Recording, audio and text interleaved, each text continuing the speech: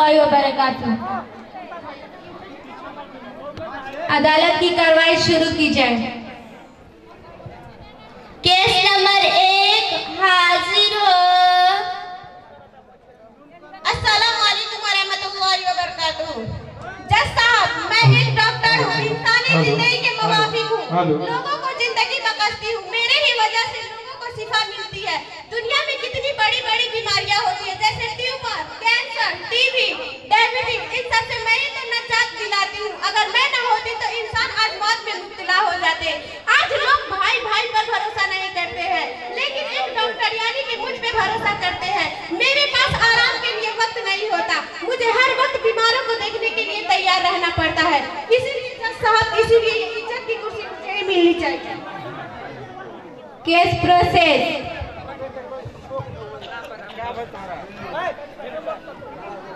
Case number 2 हाजिर हो। अस्सलामु अलैकुम रहमतुल्लाहि व बरकातुहू। मिलॉर्ड, मैं एक वकील हूँ। मैं बड़े बड़े मुजरिमों के लिए लड़ती हूँ, लोगों को इंसाफ दिलाती हूँ, लोगों के आपसी झगड़े के फैसले करती हूँ, सच और झूठ का फैसला करती हूँ। मैंने भी बड़ी मेहनत और कोशिश से यह मकाम हासिल किया है। मिलॉर्ड, मैंने मुजरिमों को सजा दिलाने के लिए तहकीकात करती हूँ। मैंने भी बड़ी बड़ी और मोटी मोटी किताबों का मुताला करके आज ये डिग्री हासिल की है। मिलॉर्ड, आप लोग मेरी ही वजह से इंसाफ पाते रहे, इसीलिए मिलॉर्ड, इसीलिए ये इज्जत की कुर्सी मुझे ही मिलनी चाहिए।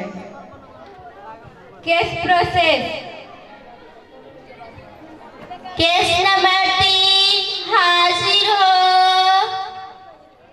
अस्सलामु अलैकुम व रहमतुल्लाहि व बरकातुहू।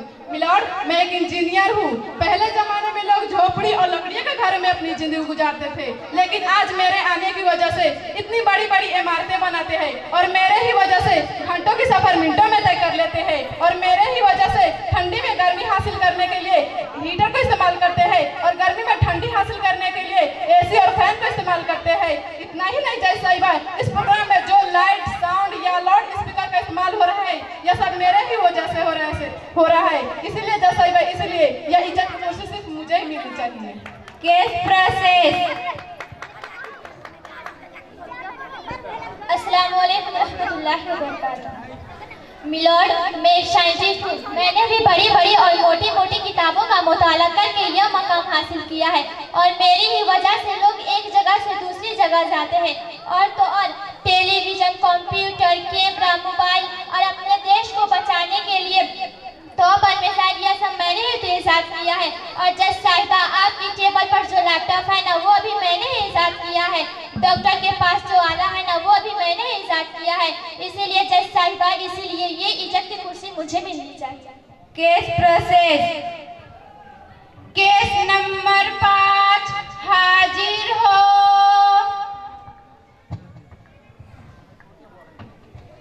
अस्सलामु अलैकुम व रहमतुल्लाहि व बरकातुहू।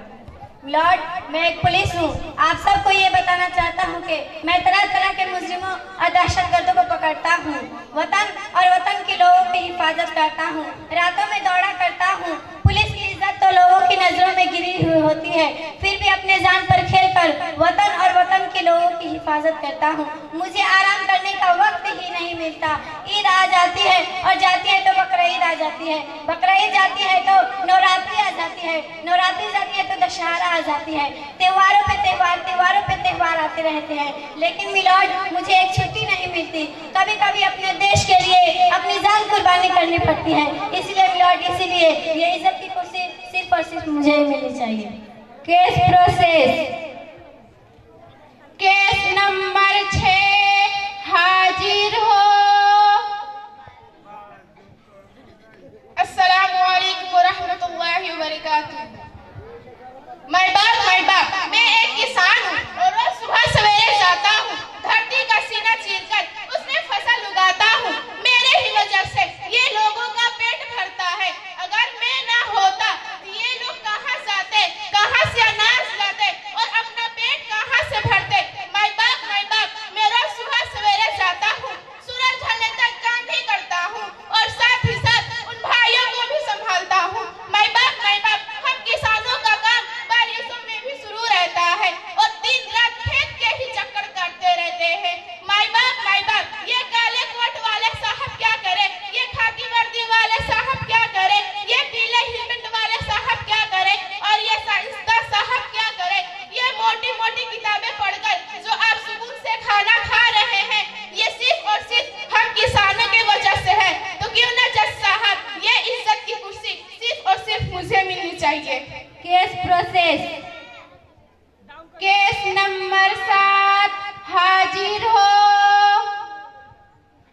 अस्सलाम वालेकुम रहमतुल्लाहि व बरकातुहू।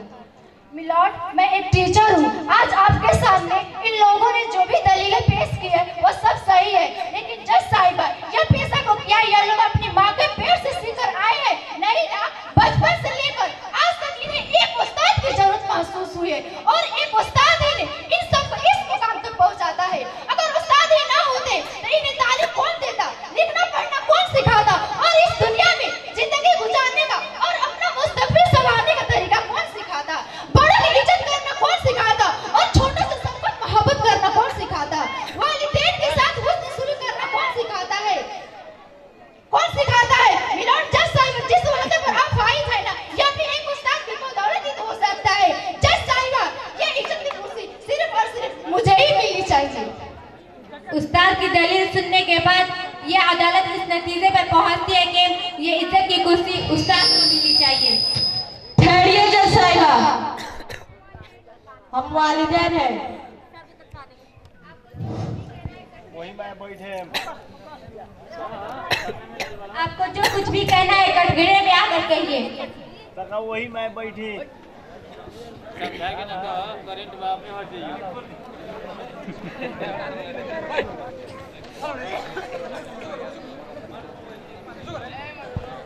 अस्सलाम वालेकुम वरहमतुल्लाहि वबरकातुहू। मैं पूछती हूँ जज साहिबा, मैं पूछती हूँ, हमने अपने अरमानों का गला घोट कर क्या इनके अरमानों को पूरा नहीं किया? वालिदा डॉक्टर, पायलट, साइंसदान बनाया, उसके बदले में हमें क्या मिला जज साहिबा? हमें क्या मिला? एक परेशानी, एक गुर्बत, एक मुसीबत, एक तन्हाई, एक रुसवाई। क्या इसलिए औलाद को पढ़ाते हैं? फैसला कीजिए जज साहिबा, फैसला कीजिए। जज साहिबा, फैसला सुनाने से पहले हमारी भी फरियाद सुन लीजिए। क्या कसूर है हमारा कि हमने उनको ऊंची ऊंची डिग्रियां हासिल करवाई और आज जब हमें उनकी जरूरत महसूस हो रही है तो वो खुद इस गधे के कुर्सी पर बैठने की बात कर रहे हैं। फैसला कीजिए जज साहिबा, फैसला कीजिए। जज साहिबा, जज साहिबा, एक नन्हे से पौधा को फलदार दरख्त बनाने के लिए वालिदैन अपना खून पानी की तरह बहा देते हैं और जब ये बच्चे फलदार दरख्त के मानिंद हो जाते हैं तो वालिदैन अपने दुखों को दूर करने के लिए उन फलों का सहारा लेना चाहते हैं, फिर भी नहीं ले पाते हैं। फैसला कीजिए जज साहिबा, फैसला कीजिए। अच्छा हुआ जज साहिबा, अच्छा हुआ कि वालिदैन ने हमें बड़ी बड़ी और मोटी मोटी किताबें नहीं पढ़वाई और ऊंची ऊंची डिग्रियां हासिल नहीं करवाई, क्योंकि ये ऊंची ऊंची डिग्रियां हासिल करने वाले शायद ये भूल गए हैं कि जो सवाल हम उनसे कर रहे हैं कल यही सवाल उनके बच्चे उनसे करेंगे। फैसला कीजिए जज साहिबा, फैसला कीजिए। जज साहिबा, बचपन में इन्हें उंगली देते वक्त यह नसीहत की थी कि वालिदैन की खिदमत अगर अल्लाह ताला को पसंद आ जाए तो तुम्हारी निजात का जरिया बन जाएगा, मगर ऐसा ना हुआ। फैसला कीजिए जज साहिबा, फैसला कीजिए। बस यही कहना चाहती हूँ। बस कीजिए शाकरा, बस कीजिए। हमारे अंदर चिल्लाने से कोई फायदा नहीं है। ये लोग कल भी नादान थे और आज भी नादान है। कल से लेकर आज तक हमने इसे सब कुछ देते रहे और सब कुछ सिखाते रहे और जो कुछ बच गया है उनकी औलाद उन्हें सिखाते कि ये अदालत ऐसी आधी अधूरी डिग्रियां हासिल करने वालों को इज्जत की कुर्सी से नवाजेगी। हंसी आती है जज साहिबा, हंसी आती है। ये लोग कल भी सहारे के लिए उंगली मांगते थे और आज भी सहारे के लिए कुर्सी मांग रहे हैं। फैसला कीजिए जज साहिबा, फैसला कीजिए। वालिदैन की दलील सुनने के बाद यह अदालत इस नतीजे पर पहुंचती है कि ये इज्जत की कुर्सी के असल हकदार सिर्फ और सिर्फ वालिदैन हैं।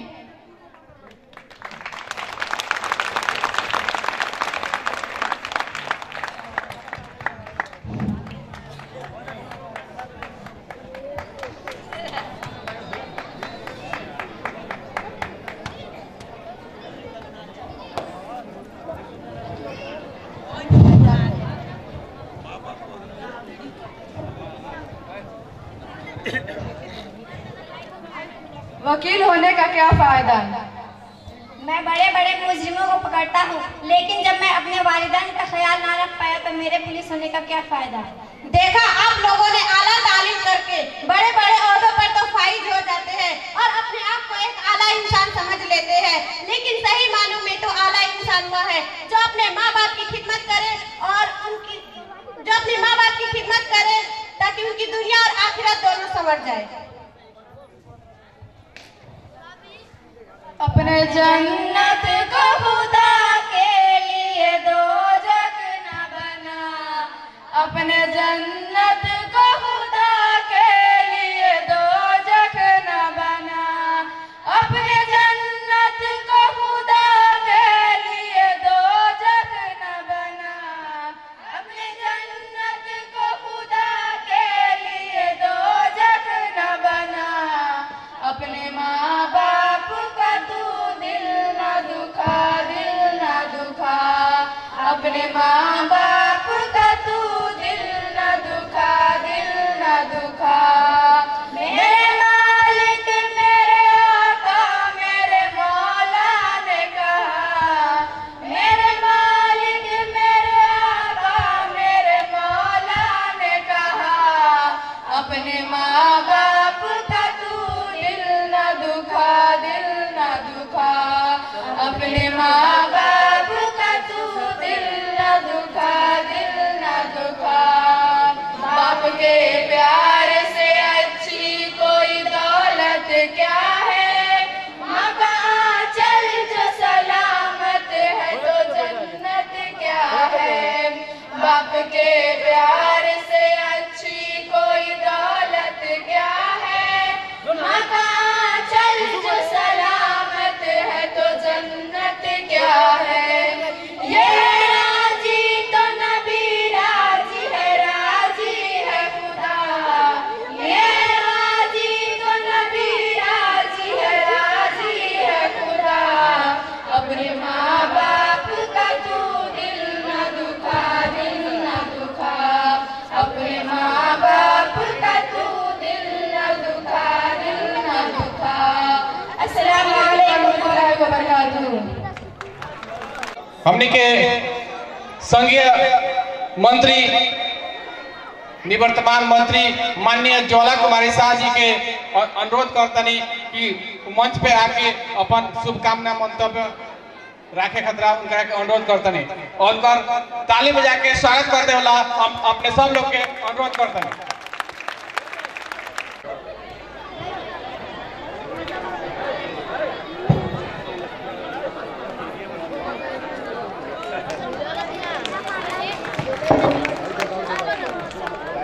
नेपाली भाषा में पवित्र कुरान 2 खंड में है और हम सब जानते हैं कि पवित्र कुरान आपको 30 पारे में है। तो इसका अनुवाद उर्दू से अनुवाद प्रोफेसर हारून साहब ने किया है। पुनर्लोकन के काम मुराजात से करने काम अल्लाह के फजल से मेरे जरिए हुआ है और इसी तरीके से भूमिका मतलब के लिखने का मौका शुभ अवसर अल्लाह ने मुझे दिया है और इसी तरीके से आपके सामने किताब है सही इस्लामी अकीदा, अरबी से उर्दू में ट्रांसलेट किया गया है और ये किताब कुवैत गवर्नमेंट ने छापा है और ये किताब माध्यमिक विद्यालय में कुवैत में पढ़ाई भी जाती है। इसके साथ साथ नेपाली में आपको पवित्र कुरान पवित्र कुरान कसरी पढ़ना चाहिए, ये भी अल्लाह के फजल मैंने ही तैयार किया है। इसके साथ एक किताब है इस्लाम का परिचय, नेपाली भाषा में है। एक और किताब है इस्लाम में चरित्र या आचरण और उसके साथ एक और किताब है यीशु को वास्तविकता। ये सब किताबें नेपाली में है, एक किताब उर्दू में है और बाकी किताबें नेपाली में है। मैं चाहता हूँ कि पूर्व मंत्री माननीय ज्वाला शाह मैं क्या है अपने हाथों से ये सब सारी किताबें दूँ ताकि हमारा इस्लाम क्या सिखाता है, इस्लाम क्या करता है। लोग इस्लाम पे बहुत सब सारे आरोप लगाते हैं, लेकिन इस तरह की चीज़ें जब जाएंगी और आप सब भाइयों से भी दरख्वास्त करता हूँ जो मेरे पास इंशाअल्लाह मैं जहाँ तक हो सकता है मैं उनका भी कोशिश करूँगा और उनसे विनम्र हम अनुरोध करते हैं कि थोड़ा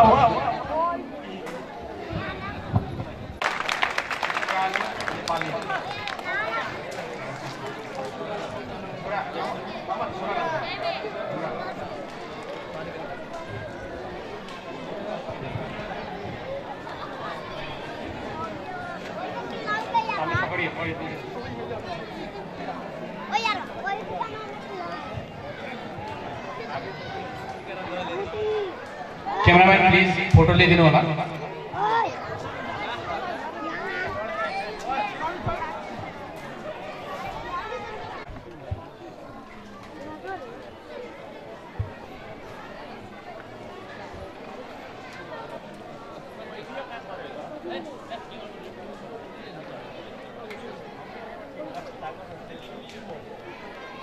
रिमसा राज मोहम्मद, साजदा जमील, रोशन ताहिर। मैं आपको बतला दूं कि सालाना तालीमी सकाफती प्रोग्राम हुआ जिसके अंदर इन बच्चों ने पोजीशन हासिल की। दिलशाद सिराज जो इस मदरसा के सबसे छोटे स्टूडेंट की ग्रुप रहा, इसमें सबसे पहली पोजीशन हासिल करने वाले हैं दिलशाद सिराज। इनको 1000 रुपए का इनाम दिया जाएगा। इसी तरीके इनाम दिया जाएगा और इसी तरीके से ग्रुप आलिफ जो इसने इंस्टीट्यूट किया है उसका नाम है रोशन ताहिर। इनको 5000 रुपए का इनाम दिया जाएगा। पूरे मदरसे के अंदर इंस्टीट्यूट करने वाले रोशन ताहिर, एक जोरदार तालियों से इस्तेमाल कीजिए। और ये इनाम हमारे मेहमान मोहम्मद समीर आलम जी और इसी तरीके से माननीय ज्वाला सिंह द्वारा दिया जा रहा है 1000 रुपए का इनाम। और इसी तरीके से मदरसे के नाज़िम, मदरसे के प्रिंसिपल साहब और इसी तरीके से प्रिंसिपल साहब साथ में मौजूद हैं। 2000 रुपए का इनाम दिया जा रहा है। मैं हाजिरीन से जोरदार तालियों से इस्तेमाल करने की गुजारिश करता हूँ। इस बच्चे को 3000 रुपए का इनाम चेक की शक्ल में दिया जा रहा है। जोरदार तालियों से इस्तेमाल किया जाए। और इसी तरीके से मोहम्मद समीर आलम जी द्वारा दिया जा रहा है, इस मोहम्मद समीर जी द्वारा दिया जा रहा है। इस बच्चे ने अपने ग्रुप में पहली पोजीशन हासिल की और 4000 रुपए का इनाम इनको दिया जा रहा है। इस बच्चे को 5000 रुपए का इनाम हमारे विधायक मोहम्मद समीर आलम जी और इसी तरीके से ज्वाला साहब कृषि मंत्री उनके द्वारा दिया जा रहा है। जोरदार तालियों से इस्तेमाल करें और दुआ करें। अल्हम्दुलिल्लाह रब्बिल आलमीन वस्सलातु वस्सलाम अला सय्यदिल अंबियाए मुरसलीन वल आकिबतु लिल मुत्तकीन। अम्मा बाद, औज़ु बिल्लाहि मिनश शैतानिर रजीम। बिस्मिल्लाहिर रहमानिर रहीम। अर्रिजालु कव्वामूना अलन निसा। सदर अंजुमन और हाजरीन मजलिस, आज की इस सालाना अंजुमन में मैं जिस मौजू पर लबकुशाई करना चाहती हूँ वो ये है जहेज और हमारा मुआशरा। आप सल्लल्लाहु अलैहि वसल्लम ने अपनी बेटी फातिमा को शादी के वक्त कुछ जरूरत के सामान दिए थे। आपने एक चक्की भी दी थी जो कि जरूरत की थी और वो इसलिए क्योंकि हजरत अली रज़ियल्लाहु अन्हु निहायत गरीब थे, इसलिए आप सल्लल्लाहु अलैहि वसल्लम ने ये चंद जरूरत के सामान दिए। इससे ये बात वाज़ेह होती है कि अगर कोई बाप अपनी बेटी को शादी के मौका से कुछ देना चाहता है तो दे सकता है। आप कौन होते हैं रोकने वाले? लेकिन आज हमारे माशरे में हैरत की बात तो ये है कि लड़के वाले डिमांड करते हैं, अपने फरमाइश का लंबी चौड़ी लिस्ट भेजते हैं और ये कहते हैं कि मेरा लड़का पढ़ा लिखा है, उसके पढ़ाई पर मेरा इतना खर्च हुआ है तो मेरा ये पैसा निकलेगा कैसे? अगर मैं अपने लड़के की शादी बगैर जहेज के करूंगा तो मुझे नगद 10 लाख चाहिए, एक 4 चक्का गाड़ी चाहिए, खाने पीने के लिए बर्तन चाहिए और पूरे खानदान के लिए कपड़े चाहिए। ये हुई सामान की शकल। अब बात की जाए बाराती की तो हाँ भाई साहब, आपको मालूम ही होगा कि हम बड़े लोग हैं, हमारा उठना बैठना बड़े लोगों के साथ होता है, इसलिए बाराती का खाना और नाश्ता मेरे हिसाब से होनी चाहिए। खाने में पुलाव होनी चाहिए, बिरयानी होनी चाहिए, चिकन कुरमा होना चाहिए और उम्दा किस्म की मिठाइयाँ होनी चाहिए। अगर आप ये सब नहीं करेंगे तो हमारी बड़ी बेइज्जती होगी। तो मर्द बेचारा क्या न करता, कहता है हाँ ठीक है, उसे क्या पता कि जो मैंने डिमांड में की है उस एक दिन के खाने के लिए और अपनी बेटी की शादी के लिए उसने जिंदगी भर का कमाई जमा करके रखा था। उन बेगैरतों को सोचना चाहिए कि जिसने अपने जिगर के टुकड़े को उनके हवाले कर दिया, उनके पास बचाई क्या है? जिसने अपने लाडली को पैदाइश से लेकर 17 साल तक 18 साल तक पाला पोसा, उसके बावजूद भी हम जहेज मांगते हैं। ये तो सरासर का रवाज था, ये तो हिंदुओं का रवाज था, लेकिन आज हमारे माशरे में फैशन बन चुका है। कभी किसी ने सोचा है कि दुल्हन भी एक मेहमान होती है और वो मेहमान बनकर आपके घर जाती है? तो क्या ये कहना दुरुस्त है अपने सोने के लिए बिस्तर लेकर आना, खाना खाने के लिए बर्तन लेकर आना और बैठने के लिए सोफा भी साथ लेकर आना? ये कहाँ तक सही है? इसका अंदाजा हम खुद लगा सकते हैं कि अगर आप किसी के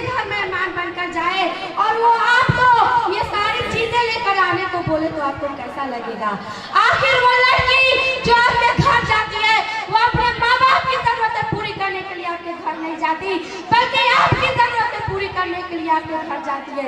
लेकिन आप उस पर कितना बड़ा जुल्म करते हैं और ये कहते हैं कि मेरे घर आना है तो तुम्हारे माँ बाप को जहेज के रकम देने होंगे, जहेज का साजो सामान देना होगा। तो लड़की के वालिदैन मजबूर होकर लड़के की फरमाइश पूरी करते हैं और अपने लगते जिगर को खर्चे नुकसान करते हैं इस उम्मीद से कि मैंने लड़के वालों की फरमाइश पूरी की है, मेरी लगते जिगर वहाँ पर खुश रहेगी। लेकिन ये उन वालिदैन की भूल है जिस शख्स ने एक बार जहेज के लिए मुंह खोल दिया वो सारी जिंदगी आपकी बेटी को जहेज के लिए मजबूर करेगा और इन मासूमों की कत्ल की जाएगी। शायद वो ये भूल जाते हैं कि एक बाप अपनी बेटी के घर बसाने के लिए खुद बेघर हो जाता है। एक दफा का वाकया है, एक शख्स ने अपनी बेटी की शादी के लिए और जहेज का साजो सामान के लिए अपना सारा जायदाद बेच दिया, यहाँ तक अपना घर भी जिस घर में वो रहता था। बेटी की शादी की, मगर शादी के कुछ दिनों के बाद यह खबर आपने की लड़की के ससुराल वालों ने उसे जिंदा जला दिया। कारण जहेज था क्योंकि लड़की गरीब घराने से ताल्लुक रखती थी, उसके वालिद के पास इतना पैसा नहीं था कि वो खूब सारा जहेज दे सके। ये खबर जब उसके वालिद के पास पहुंची तो उनका होश उड़ गया और ये कहने पर मजबूर हो गए कि काश मैं तुझे जहेज के साथ साथ एक कफन भी दे सकता। कुरान मुकद्दस में अल्लाह रब्बुल आलमीन फरमाता है अर्रिजालु कव्वामूना अला निसा, मर्द जो है औरतों का कवाम है, उसका हाकिम। जब अल्लाह रब्बुल आलमीन ने मर्द को औरतों का हाकिम बनाया है तो हाकिमों को चाहिए तो अपने महबूब का खर्च पूरा करें, क्योंकि हमारे शरीयत में शादी करने का हुक्म उस वक्त दिया जाता है जब वो अपनी बीवी के खर्च उठाने के लिए वो शादी ना करे, क्योंकि शादी के बाद लड़के की सारी जिम्मेदारियां और उसके रहने सहने का इंतजाम लड़के के ऊपर आता है और उसके घर वालों की जिम्मेदारियां खत्म हो जाती है। जहेज का मुतालबा करना ठीक नहीं है। यही वजह है कि आज वतन अजीज के अंदर सर्वे रिपोर्ट सामने आई, उसमें 1 करोड़ से ज्यादा बच्चियां सिर्फ इस वजह से कुंवारी बैठी है क्योंकि उनके वालिदैन के पास जहेज देने के लिए सामान नहीं, उनके पास इतना पैसा नहीं तो ये जहेज के बदले में सामान दे सके। जवान का मुतालबा किया जा रहा है और हमारे माशरे में रहने वालों कितने जालिम हैं जो मां से प्यार करने वाले हैं, इंसानियत इस्लाम और ईमान से प्यार करने वाले नहीं है। और लिखने वाले लिखते हैं कि 60 लाख बच्चे ऐसी हैं जिनकी उम्र जो शादी की होती है उम्र भी गुजर चुकी है कि उनकी हाथों रंगी जाए, पीली की जाए और सिर्फ इस वजह से क्योंकि उनके वालिदैन के पास जहेज देने के लिए जहेज नहीं, उनके पास इतना पैसा नहीं तो वो जहेज लेने वाली जानियों के मुतालबा पूरी कर सके। इसलिए ये तमाम बच्चियां अभी तक कुंवारी बैठी है। अब मैं अपनी तकरीर 2 शेर के जरिए खत्म करना चाहती हूँ। जीना हराम करती है रस्में खुलूद और आंखों से नींद लेनी कुदूरत जहेज की, शिकवा शदा पहनते जो रहबर है दीन के, कब तक रहेगी मुल्क में ये कुल्फत जहेज की। अब आखिर में अल्लाह रब्बुल आलमीन से दुआ की ऐ बारे इलाहा आप हम तमाम लोगों को जहेज जैसी मुहलिक मर्द से बचा और शरीयत में तारे के मुताबिक शादी ब्याह करने की तौफीक अता फरमा। आमीन। अस्सलामु अलैकुम रहमतुल्लाहि व बरकातहू।